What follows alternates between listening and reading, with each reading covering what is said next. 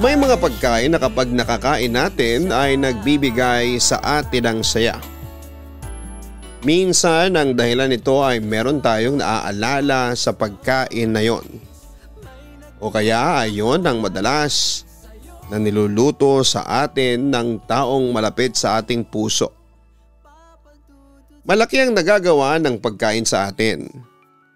Hindi lang ito pamatid gutom kundi may mga magagandang alaala rin itong nakakabit sa ilan sa atin. Ngunit paano kung ang paborito mong pagkain na niluluto ng taong malapit sa iyo ay hindi mo na matitikman dahil sa isang pangyayari na napakasakit tanggapin? Dear Papa Dudut, ako nga pala ang klase ng tao na masyadong emosyonal. Ayaw na ayaw ko ang salitang paalam at goodbye. Sa lahat ng ayoko mangyari sa buhay ko ay ang magpaalam sa akin ng kahit na sinong tao na malapit sa akin. Ang kwento kong ito ay may kasamang kababalaghan na hanggang ngayon ay nagbibigay pa rin ng kilabot at lungkot kapag naaalala ko. Itago niyo na lamang ang tunay kong pagkatao sa pangalan na Yula. Nangyari ang aking ikukwento noong ako ay high school pa lamang. Isa ko sa naniniwala na pinakamasayang parte ng pagiging estudyante ang high school. Diyan ko na-experience ang magkaroon ng mga kaibigan na kasama ko sa lahat ng kalokohan. High school din ako nang magkaroon ako ng first crush. First year ako noon at ang naging crush ko ay fourth year. Sobrang sikat kasi siya sa school at ang gwapo pa. Magaling pang mag-basketball kaya ang dami ko ring kaagaw sa kanya noon, Papa Dudut. Kung ang ibang tao kapag tinatanong kung sino ang isang tao na hindi nila malilimutan noong high school sila ay malamang na isang kaibigan o guro ang kanilang isasagot. Pero ang sa akin ay iba, Papa Dudut. Ang isang tao na hindi ko makakalimutan na naging parte ng aking high school life ay si Ate Liza. Hindi siya isang guro sa school namin. Ang totoo ay hindi siya parte ng staff sa school kung saan ako nag-high school. Siya ay isang tindera ng turon at tuwing 3:00 ng hapon hanggang uwian ay nasa labas ng aming eskwelahan. Doon siya nagtitinda kapag ganong oras. Simula nang tumungtong ako ng high school ay palagi ko nang nakikita si Ate Lisa sa labas ng eskwelahan at nagtitinda siya ng turon. Nung una ay hindi ako bumibili sa kanya kasi hindi ako mahilig sa matatamis na merienda. Palagi ko siyang nilalagpasan kapag uwian at mas pinipili kong bumili ng fishball at kikiam. Hanggang isang araw ay 5 pesos na lamang ang pera ko at nagugutom ako. Nakita ko si Ate Lisa na nasa gate ng aming eskwelahan. Kapag hindi pa uwian ay bawal pa kaming lumabas kaya doon siya lagi para kapag may bibili na estudyante o teacher sa kanya ay pupunta na lamang sa gate. Gutom ako ng time na yon at naisip ko na mabubusog ako sa isang piraso ng turon. May baon naman akong tubig palagi. Nilapitan ko si Ate Lisa at tinanong ko siya kung magkano ang isang turon. 7 pesos pala. Nang sinabi ko na kulang ang pera ko kasi 5 pesos lang ay binigyan pa rin ako ni Ate Lisa. Ayos lang daw kahit kulang ako ng 2 piso. Kahit sinabi ko na babayaran ko siya bukas ay sinabi niya na hindi yun utang kundi bigay na lang talaga. Kahit 2 pesos lang yun ay malaking bagay na para sa akin yun. Lalo na at teenager pa ako nang mangyari yun, Papa Dudut. Doon ko nakita ang kabutihan ng loob ni Ate Lisa. Kung i-describe ko si Ate Lisa ay maliit na babae siya. Kayumanggi ang balat dahil mula umaga hanggang hapon ay nagbebenta siya ng turon. Tapos payat siya at nung nagkakilala kami ay 40 years old na siya.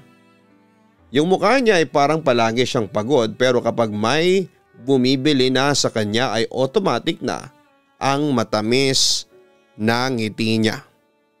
Meron siyang 4 na anak at 3 taon nang patay ang kanyang asawa. Ang pinakamatanda niyang anak ay 12 years old pa lamang. Lahat yon ay nalaman ko nang makipagkwentuhan ako kay Ate Lisa. Naging magaan na rin kasi ang loob ko sa kanya at gaya nga ng sinabi ko, ay hindi ako mahilig sa matatamis na merienda pero simula na makakain ako ng tindang turon, ni Ate Lisa ay naging paborito ko na yon. Meron din kasi yung kasamang langka tapos 7 pesos lang. Simula nang bumili ako ng turon kay Ate Lisa ay palagi na akong bumibili sa kanya, Papa Dudut. Tuwing break time sa hapon ay pumupunta agad ako sa gate ng school para bumili ng turon ni Ate Lisa. Kung hindi man ako makapunta ay tuwing uwihan ako bumibili sa kanya at kinakain ko habang naglalakad ako pauwi sa bahay. Mula first year hanggang 4th year high school ay palagi kong nakikita si Ate Lisa sa labas ng school para magbenta ng turon. Naging parang nanay ko na nga siya dahil kapag mataas ang nakukuha kong score sa quiz at exam ay sa kanya ko unang sinasabi. Tuwang-tuwa siya kapag gano'n na para bang isa ko sa mga anak niya. Ang sabi niya kasi sa akin ay hindi na nakapag-aral ang mga anak niya. Yung panganay niya raw ay grade 6 lang ang natapos at hindi na nakapagpatuloy pa dahil sa hirap ng buhay. Yung kinikita niya kasi sa turon ay nababawasan pa kasi nagbabayad pa siya ng nautang niya noong nagkasakit at namatay ang kanyang asawa. Dahil sa alam na ni Ate Lisa na palagi akong bumibili ng turon sa kanya ay gumagawa siya ng isang turon na may maraming langka at yun ang ibinibigay niya sa akin. Kapag bibili ako, itinatabi niya yon para sa akin. Espesyal daw kasi ako sa lahat ng suki niya. Sa ilang taon na nakilala ko si Ate Lisa ay nakita ko kung gaano siya nagsumikap sa buhay para sa mga anak niya. Pangarap daw niya na kahit isa sa mga anak niya ay makapagtapos ng kolehiyo. Para daw kapag may isang nakatapos ay makakahanap ng magandang trabaho at pwede raw pag-aralin nito ang iba pang mga anak niya. Kaya raw bukod sa pagtitinda ng turon ay naglalabada rin siya kapag may gustong magpalaba sa kanya. Ganun lang daw kasi ang kaya niyang trabaho dahil sa hindi siya nakapagtapos ng pag-aaral at ayaw niya na matulad sa kanya ang mga anak niya lalo na at lahat ay babae ang mga ito. Kaya sana bago ako mamatay ay maibalik ko sa pag-aaral yung panganay ko. Sayang kasi at matalino yun kagaya mo, ang sabi sa akin ni Ate Lisa. Magkausap kami ng hapon na yon at uwian na at madalas ay nakikipagkwentuhan ako sa kanya bago ako umuwi sa bahay. Nakakatakot naman yung sinabi mo, ate. Hindi pa po kayo mamamatay. Matagal pa ang buhay ninyo. Mararanasan mo pa ang masarap na buhay. Yayaman ka pa at ang mga anak mo, ang sabi ko kay Ate Lisa para palakasin ang loob niya. Tumatanda na kasi ako, Yula. Humihina na rin ang katawan ko. Kaya sana ay swertehin ako sa buhay para mabigyan ko ng maginhawang buhay ang mga anak ko, ang wika pa ni Ate Lisa. Ang totoo ay naaawa ko kay Ate Lisa, Papa Dudut. Kung meron nga lang ako maitutulong sa kanya ng panahon na yon ay ginawa ko na. Pero estudyante pa lamang kasi ako at hindi na naman kasi mayaman. Sakto lang. Kaya yung pagbili ko ng turon kay Ate Lisa araw-araw ay alam ko na malaking bagay na para sa kanya. Hayaan mo, ate, kapag ako nakatapos ng college at naging teacher na ako ay tutulungan kita. Promise ko yan sa'yo, ang sabi ko kay Ate Lisa. Salamat, Yula, pero wag ako ang isipin mo kundi ang sarili mo, saka sa mga magulang mo. Kung kaya mo ay bumawi ka sa kanila, sambit pa ni Ate Lisa. Marami pang mga payo si Ate Lisa sa akin, Papa Dudut. Sinabi niya sa akin na ayusin ko ang aking pag-aaral dahil nagpapakapagod ang mga magulang ko sa pagtatrabaho para maibigay ang aking pangangailangan. Nang sabihin ko sa kanya na hindi pa ako pinapayagan ng parents ko na magkaroon ng boyfriend ay sinabi niya sa akin na sundin ko na lamang ang mga ito. Pinoprotektahan lang daw ako ng parents ko. Pero kung siya raw ang tatanungin at siya ang nanay ko, ay okay lang sa kanya na mag-boyfriend ako basta alam ko ang aking limitations. Kaya naman na magkaroon ako ng boyfriend noong 4th year ako ay kay Ate Lisa ko lamang sinabi. Walang kaalam-alam noon ng parents ko. Pinagsabihan ako ni Ate Lisa na huwag ako mag-focus sa boyfriend ko kundi sa pag-aaral ko. Nag-promise ako sa kanya na hindi magiging hadlang ang boyfriend ko sa aking studies. Yun nga lang ay hindi rin kami nagtagal ng naging first boyfriend ko. Dahil sa nakatunog na ang mama at papa ko na meron akong jowa. Kaya naman nakipag-break na lamang ako sa takot ko na malaman ng mga magulang ko. Nang ilang buwan na lamang at gagraduate na ako ay napansin ko ang pagiging malungkot ni Ate Lisa. Nang tanungin ko siya ay sinabi niya na mami-miss niya pala ako kasi malapit na ako makatapos ng high school. Hindi na raw pala niya ako makikita kapag nakagraduate na ako. Pero ang sabi niya ay masaya siya na makapagtatapos na ako ng high school. Para na kasi niya akong anak at masaya siya na naging parte siya ng aking high school life. Nag-promise ako noon kay Ate Lisa na kahit mawawala na ako sa high school ay hindi ko siya kakalimutan. Nangako ako na pupuntahan ko pa rin siya sa school na yon para bumili ng masarap niyang turon tapos ay makikipagkwentuhan ako sa kanya. Hindi man araw-araw pero pinangako ko na hindi ko siya kakalimutan, Papa Dudut. Asahan ko yan, Yula. Ihintayin kita. Kapag hindi mo na ako pinuntahan dito ay ako ang pupunta sa bahay ninyo. Ang naluluhang sambit ni Ate Lisa. Sige lang ate. Daan ka minsan sa bahay namin tapos sumigaw ka lang ng turon at lalabas agad ako para bumili sa'yo. Ang natatawa kong turan. Dumating na nga ang araw ng graduation. Masaya na malungkot ang aking pakiramdam.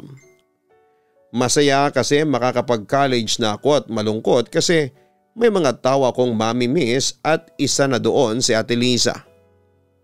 After ng graduation ay nakita ko si Ate Lisa sa labas ng school. Nagtitinda pa rin siya ng turon. Mahigpit ko siyang niyakap at nagkaiyakan pa kaming dalawa.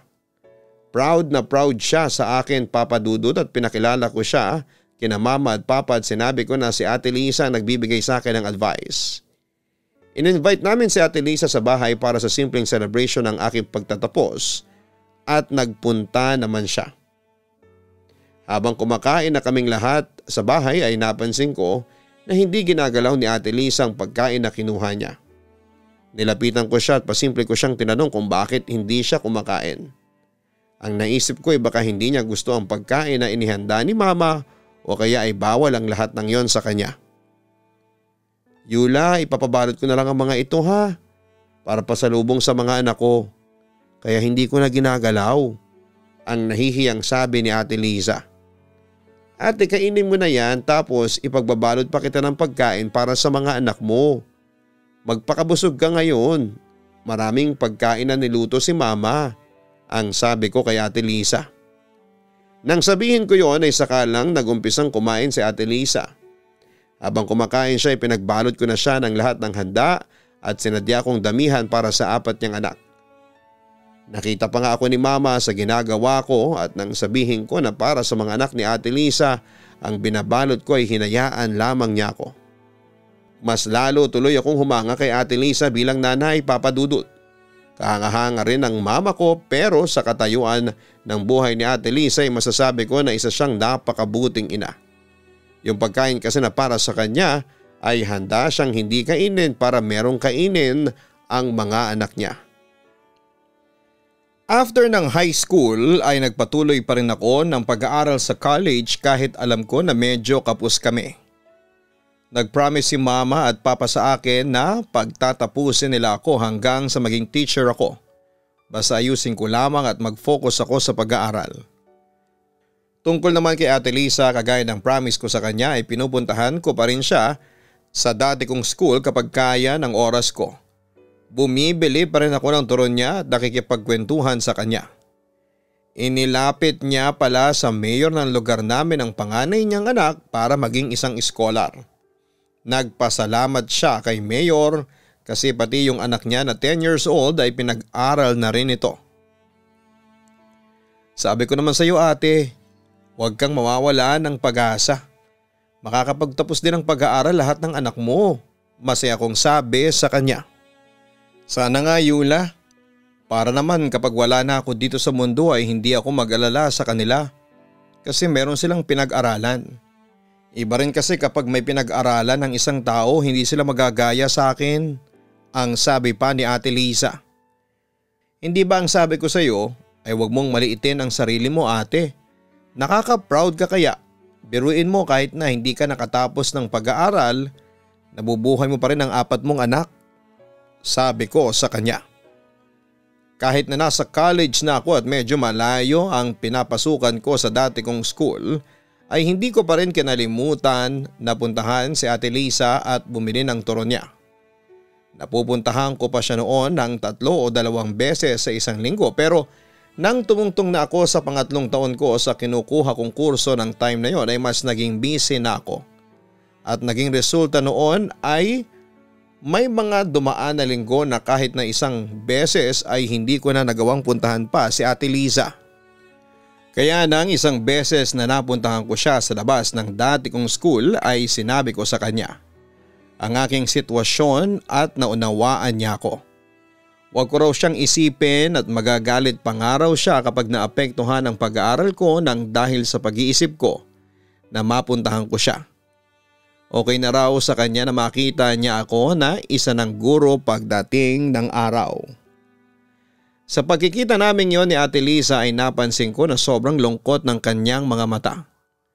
Kahit sinasabi niyang masaya siya dahil mataas ang grades ng mga anak niya ay may kakaiba akong lungkot na nakita sa kanya sa oras na yon. Nang sinabi ko yon sa kanya ay pabiro niyang sinabi na baka raw malapit na siyang mamatay. Pinagalitan ko si Ate Lisa at sinabi ko na hindi dapat siya nagsasalita ng ganon kasi natatakot ako. Tinawanan lamang ako ni Ate Lisa at sinabi niya na kapag daw sinasabi ng isang tao na mamamatay na ito ay mas lalong humahaba ang buhay. Kaya raw palagi niyang binibiro na malapit na siyang mamatay para mas humaba pa ang kanyang buhay. Nang nasa huling taon na ako sa aking kurso ay mas lalo na ako nawala ng oras para kay Ate Lisa. Pero nagawa ko pa siyang i-invite noon sa aking debut party pero hindi siya nakapunta. Ang ginawa ko ay pinagtabi ko siya ng mga handa at dinala ko sa kanyang bahay. Ang mga anak lang niyang naabutan ko roon dahil nagtitinda pa raw ang nanay nila. Halos isang beses sa isang buwan ko na lamang napupuntahan si Ate Lisa pero hindi ko narinig na nagtatampo siya sa akin. Talagang inunawa niya na masyado na akong busy sa aking pag-aaral. Nagawa ko naman na makatapos ng kolehiyo papadudot at sinabi ko yon kay Ate Lisa at naluha pa siya. Kasi hindi siya makapaniwala na hanggang sa panahon na yon ay hindi ko pa rin siya nakakalimutan. Akala ko talaga ay mamamatay na lamang ako nang hindi ko naaabutan ang pagtatapos mo Yula. Salamat sa Diyos at hanggang ngayon ay buhay pa rin ako. Masayang sabi ni Ate Lisa. Ayan ka na naman sa mga salita mong ganyan Ate Lisa. Ayoko sabi ng ganyan. Saka hindi ka pwedeng madeds kasi dapat naroon ka sa kasal ko sa kasabinyag ng anak ko. Kunwari ay naiinis kong sabi sa kanya. Aba Yula, ikaw ba ang Diyos at ikaw ang magdidikta kung makakaabot pa ako sa kasal mo? Hindi natin masasabi yan.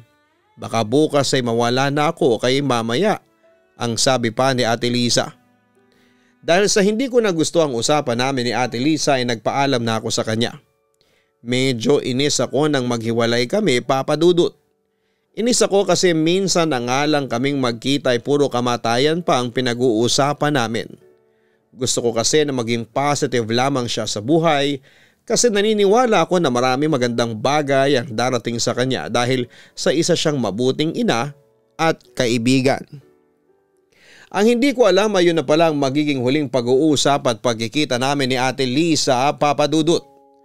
After ng graduation ay lumuwas ako ng Maynila para mag-review sa mga exam na kailangan kong itik para maging ganap na akong guro. Ang gusto ko kasi sa public school ako magtuturo at kapag nagkaroon ng pagkakataon ay mag-iibang bansa ako. Paminsan-minsan ay sumasagi pa rin sa isipan ko si Ate Lisa at palagi kong sinasabi na kapag nakauwi ako sa amin ay pupuntahan ko siya. Pero hindi ko yon nagawa dahil tuwing weekend lang ako nakakauwi sa amin at kapag ganong mga araw ay wala si Ate Lisa sa school. Hindi ko na rin siya napuntahan sa bahay niya dahil sa sobrang saglit lang ako. Kapag umuwi tapos ay aalis din ako at babalik na sa Maynila. One time sa boarding house na tinutuluyan ko sa Maynila ay napanaginipan ko si Ate Lisa. Nasa may harapan kami ng school at bumili raw ako sa kanya ng turon. Nakita ko na nakangiti siya sa akin pero umiiyak siya. Nang tanungin ko kung bakit siya umiiyak ay sinabi niyang masaya siya. Na unti-unti na akong nagiging guro pero malungkot siya dahil sa mami-miss na niya ako. Nagising ako na may luha, Papa Dudut. Hindi ko rin maintindihan kung bakit pakiramdam ko ay meron nakayakap na braso sa akin ng time na yon. Medyo nahihirapan kasi akong huminga at nagtayuan ang mga balahibo ko sa aking braso. Dahil sa panaginip kong yon ay nangako na ako na pupuntahan ko na si Ate Lisa sa bahay nila. Bahala nang kapusin ako ng oras basta makita ko lamang siya. Naisip ko kasi na isang pahiwatig ang panaginip ko na nami-miss na talaga ako ni Ate Lisa. Baka nga iniisip niya na nakalimutan ko na siya. Isang araw bago ako umuwi sa amin ay nakiusap pa ako kay mama na bumili siya ng isang box ng donut at magluto siya ng spaghetti dahil gusto kong dalahan ng mga yon si Ate Lisa at ang mga anak niya. Umaga nang makauwi ako sa amin dahil madaling araw ko bumiyahe ay natulog muna ako kasi inaantok pa ako, Papa Dudut. Sa gitna ng aking tulog ay nagising ako nang narinig ko na may babaeng sumisigaw ng turon ng paulit-ulit. Tumayo ako kasi alam kong si Ate Lisa ang nagmamay-ari ng boses na yon. Nagtataka pa nga si mama dahil sa nagmamadali ako sa paglabas ng bahay. Pero paglabas ko ng bahay ay hindi ko naman nakita si Ate Lisa. Nagtaka ako kasi ilang beses kong narinig ang boses niya, Papa Dudut. Iniisip ko na baka nakalayo na kaagad si Ate Lisa kaya hindi ko na siya nakita. Sinakto ko na lunchtime ako pumunta sa bahay ni Ate Lisa.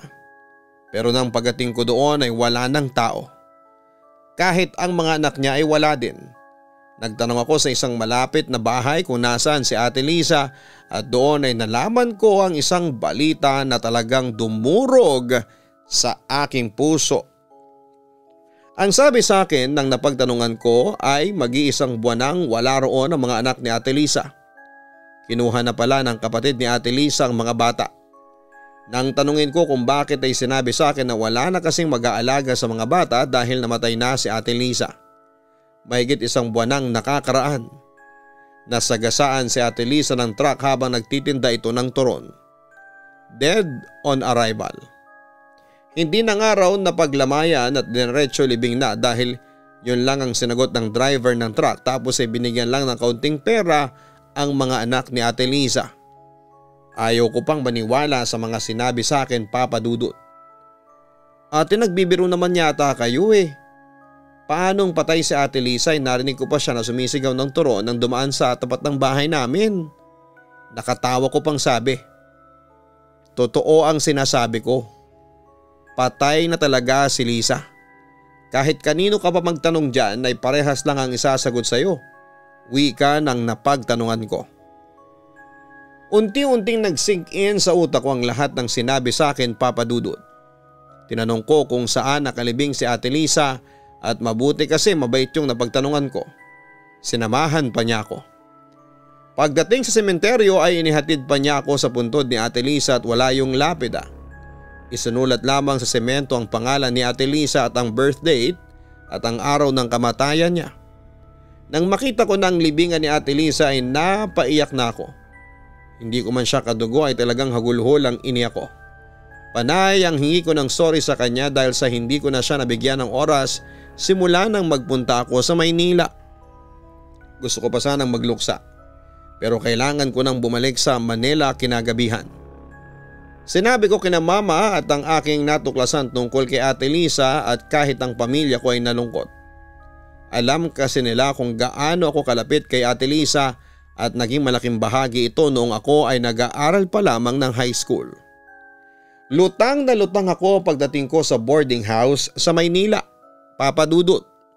Pero inisip ko na hindi dapat ako magpakalunod sa kalungkutan at baka maapektuhan ang aking pag-review at pagtitake ng exam.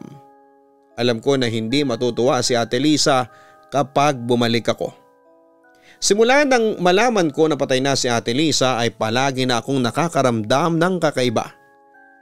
Lalo na kapag mag-isa lamang ako.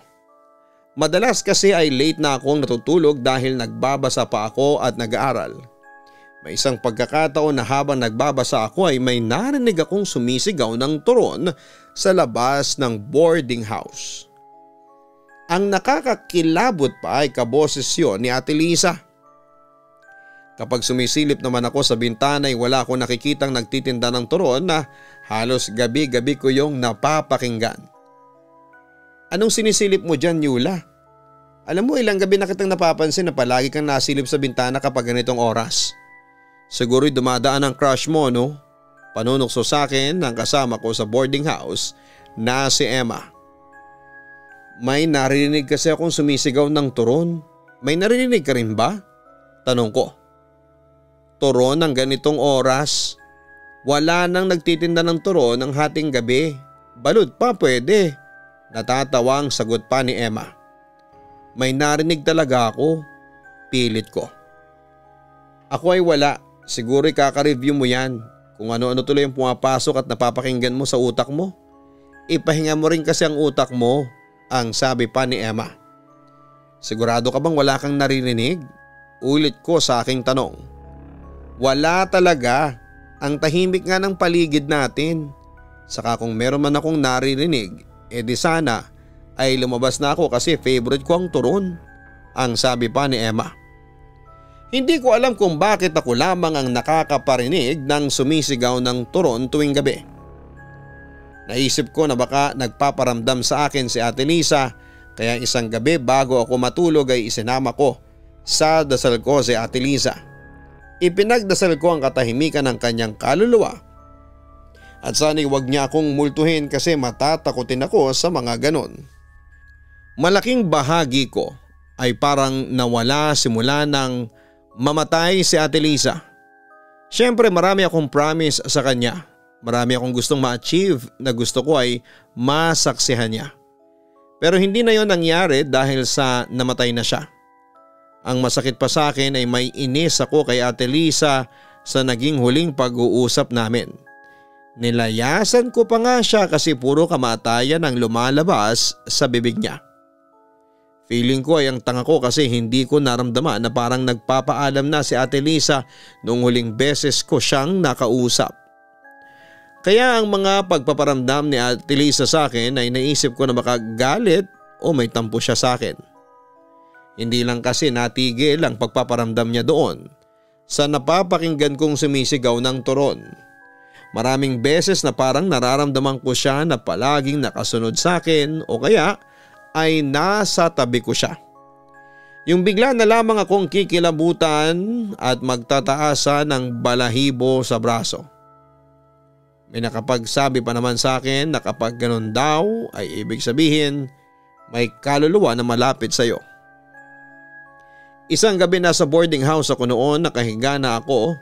Nasa itaas ako ng double deck bed, Papa Dudut. Nagpapaantok ako habang nakatingin sa kisame. Medyo magulo pa ang utak ko noon kasi hindi pa rin ako nakamove on kay Ate Lisa. Nang time na yon ay tulog na ang lahat ng kasama ko sa boarding house. Maya-maya ay may narinig akong tumawag sa pangalan ko. Parang pabulong tapos hindi niya masabi ng maayos ang pangalan ko pero sigurado ako na ako ang tinatawag, Papa Dudut. Isa-isa kong tinignan ng mga kasama ko pero lahat sila ay mukhang tulog naman. Nagsalita pa nga ako na kung sino man yung tumawag sa akin ay huwag magbibiro kasi hindi ako natatakot. Baka kasi may iba sa mga kasama ko ang gusto akong takutin.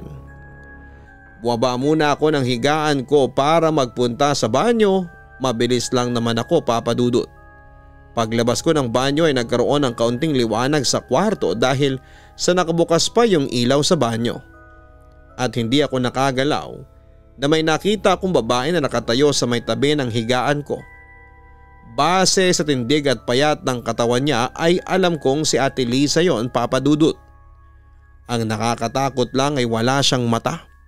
Malalim ang mata niya na puro itim. Ilang segundo siyang nakatingin sa akin saka siya naglakad papunta sa sulok kung saan hindi naaabot ng liwanag at doon ay nawala na siya. Binuksan ko ang ilaw sa kwarto para makasigurado kung wala na talaga si Ate Lisa at hindi ko na siya nakita pa. Hindi ko makakalimutan ang gabing yon, Papa Dudut, dahil yon ang gabi na first time kong makakita ng isang multo. Inisip ko na baka nagtatampo pa rin sa akin si Ate Lisa kaya nang umuwi ako sa amin ay dinalaw ko ang kanyang puntod. Nagdala ako ng mga bulaklak at nagtirik ng kandila at ilang buwan ko rin na ginawa yon. Umaasa kasi ako na sa ganung paraan ay makakabawi ako kay Ate Lisa at baka tigilan na niya ako sa pagpaparamdam. Ngunit kahit na anong consistent ko sa pagdalaw sa puntod ni Ate Lisa ay hindi pa rin siya huminto sa pagpaparamdam. Kung hindi ko man siya ma-feel sa paligid ko ay sa panaginip naman siya nagpapakita sa akin. Palagi siyang umiiyak at humihingi ng tulong. Kapag tinatanong ko siya kung paano ko siya matutulungan ay hindi siya sumasagot at puro iyak lamang siya. Ngunit yun naman ay hindi araw-araw. Nagpapasalamat na rin ako kasi hindi araw-araw na nagpaparamdam o nagpapakita sa panaginip ko si Ate Lisa dahil baka kapag ganun ay masiraan na rin ako ng ulo, Papa Dudut. Nagpatuloy ang paggambala sa akin ni Ate Lisa ng ilang taon. Medyo nasanay na nga rin ako. Huminto lang ako nang maging ganap na akong guro. Pinili ko maging teacher sa school kung saan ako nag-high school. Isinantabi ko muna ang pangarap ko na makapagturo sa ibang bansa dahil naisip ko na mas masarap pa rin na turuan ng mga kabataang Pilipino. Sa pagbabalik ko sa school na yon, bilang isang teacher ay maraming memories ang bumalik sa akin. Lalo na ang mga alaala kay Ate Lisa, Papa Dudut.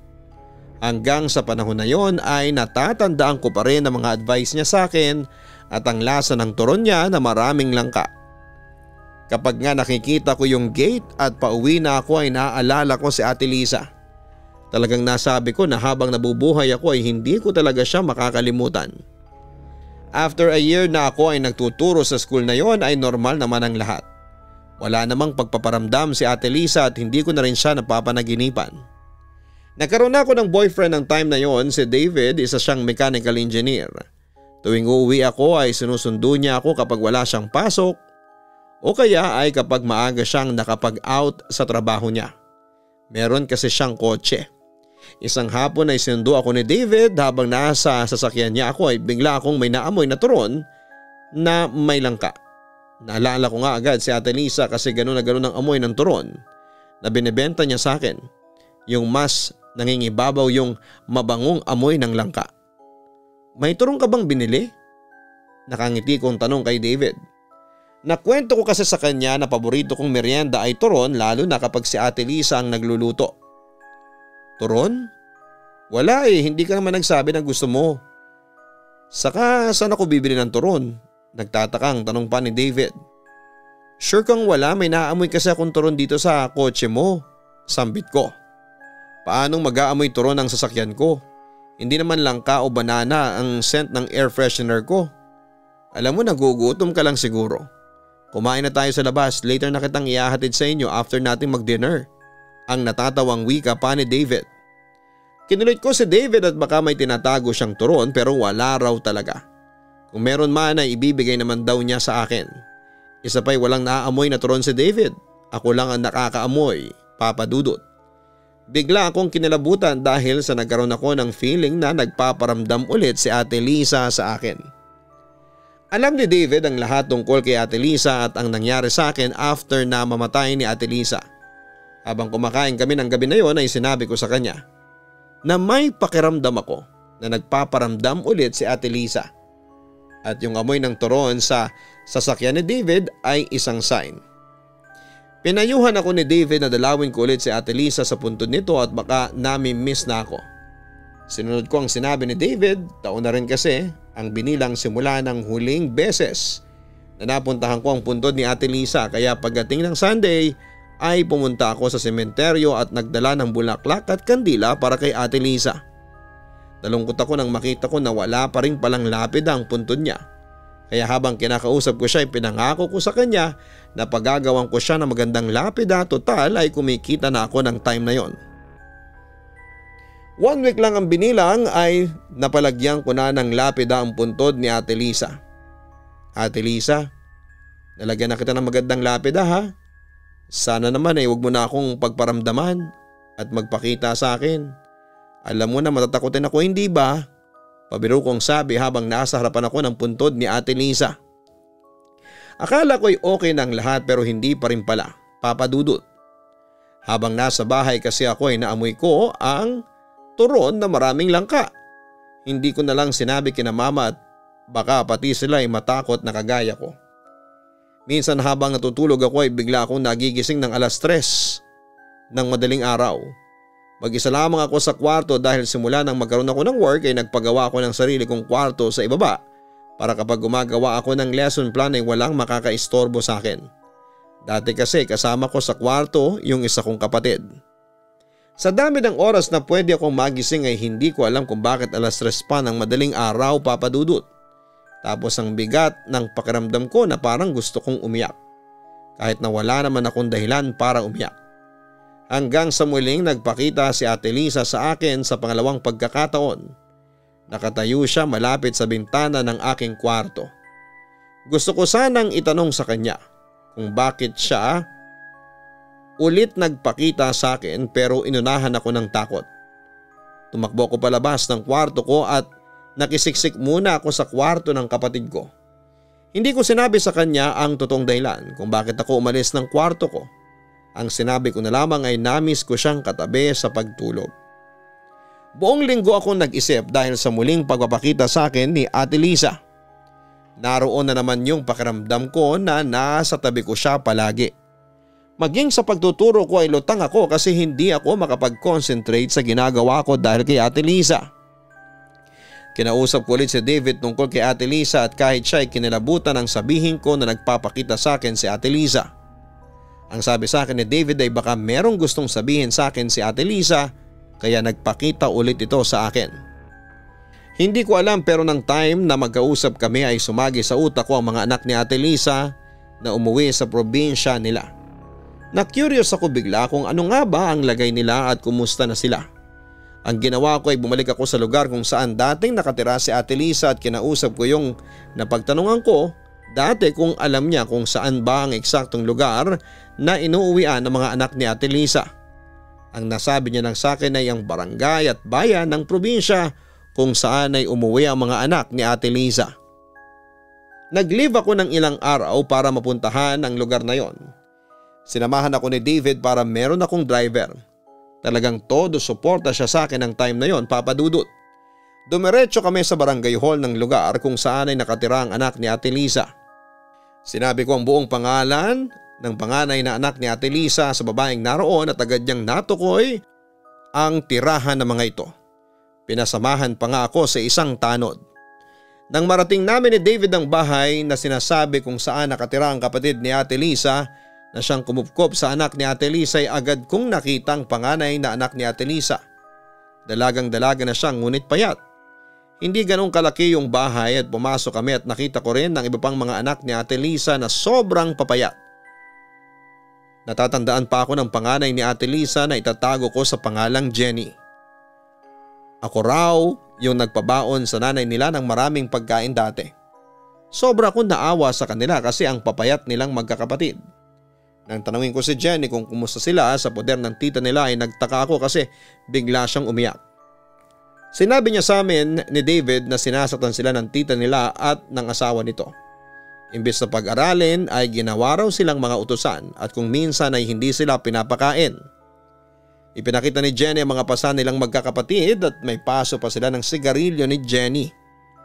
Hindi na ako nag-aksaya pa ng oras at pinag-impake ko na sina Jenny. Nagpatulong kami sa barangay upang mailagay sa DSWD sina Jenny. Hindi ko kasi talaga kayang kupkupin ang mga bata. Malaking responsibilidad kasi yon at ayokong nasa akin nga sila pero hindi ko naman maibibigay ang pangangailangan nilang magkakapatid. Kaya humingi ako ng tulong noon sa gobyerno. Tinanong ko si Jenny kung gusto niyang makulong ang tita niya at ang asawa nito. Ang sabi ni Jenny ay ayaw niya. Kawawa raw ang mga pinsan niya kapag nakulong ang nanay at ang tatay ng mga yon. Ang gusto lang niya ay makaalis sila sa poder ng tita niya na nangyari na naman ng dahil sa akin. Umanga ako sa kabaitan ni Jenny at manang-mana siya kay Ate Lisa. Sa natuklasan ko na kalagayan ng mga anak ni Ate Lisa ay doon ko na-realize ang dahilan ni Ate Lisa kung bakit siya nagpaparamdam at nagpapakita sa akin. Gusto pala niya na tulungan ko ang mga anak niya. Alam ko rin na noong time na bigla ko naisip ang mga anak niya ay siya ang bumulong sa akin, Papa Dudut. Ngayon ay tapos na sa college ang panganay na anak ni Ate Lisa, habang ang iba ay patuloy na nag-aaral. Kahit paano ay tumutulong na ako ng pinansyal sa mga anak ni Ate Lisa, lalo na sa kanilang eskwelahan, Papa Dudut. Hindi na rin nagparamdam sa akin si Ate Lisa kahit na kailan. Alam ko kung nasaan man si Ate Lisa ngayon ay masayang masaya siya dahil nasa mabuti ng kamay ang mga anak niya at kagaya ng pangarap niya noong buhay pa siya ay makapagtatapos ng pag-aaral ang lahat ng mga anak niya. Until now, turon pa rin ang paboritong merienda ko, Papa Dudut. Kapag nga kumakain ako noon ay naluluha ako kasi naaalala ko si Ate Lisa. Ngunit para sa akin ay wala nang tatalo sa turon ni Ate Lisa na maraming langka. Lubos na nagmamahal, Yula. Mapalad ka kapag nakatagpo ka ng isang tao o kaibigan na dadalhin ka sa tamang landas. Yung kahit na hindi mo siya kadugo ay meron siyang malaking concern sa iyo. Lalo na kung sila yung naniniwala sa iyo noong nasa ibaba ka pa. Sila yung mga taong dapat na iniingatan natin. Sila yung mga taong hindi natin dapat binibitawan hanggang sa maabot natin ang ating tagumpay. Pahalagahan natin ang mga ganitong tao dahil malalaman mo lamang ang importansya nila kapag sila ang nawala sa iyo. Maaaring ang ilan sa atin ay merong Ate Lisa sa buhay o tayo mismo ay si Ate Lisa. Huwag tayong magsasawa na magbigay ng magandang payo sa ibang tao, lalo na sa mga nangangailangan ng paggabay. Huwag kalimutan na mag-like, share and subscribe. Hanapin din po ang Kaistorya YouTube channel. Nakasubscribe ka na ba? At sa Papa Dudut Vlogs. Maraming salamat po sa mga subscribers. Ang buhay ay mahiwaga, laging may lungkot at saya. Sa Papa Dudut Stories, laging may karamay ka.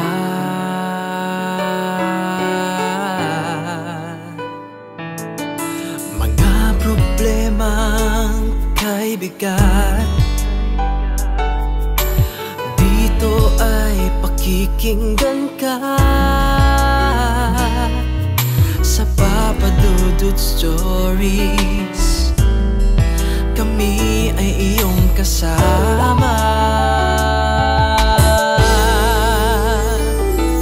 Dito sa Papa Dudut Stories, ikaw ay hindi nag-iisa.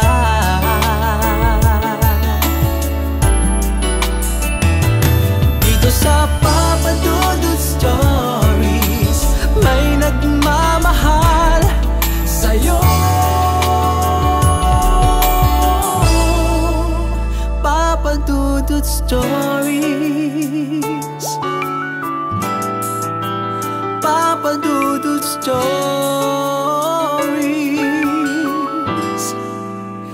Papa Dudut Stories.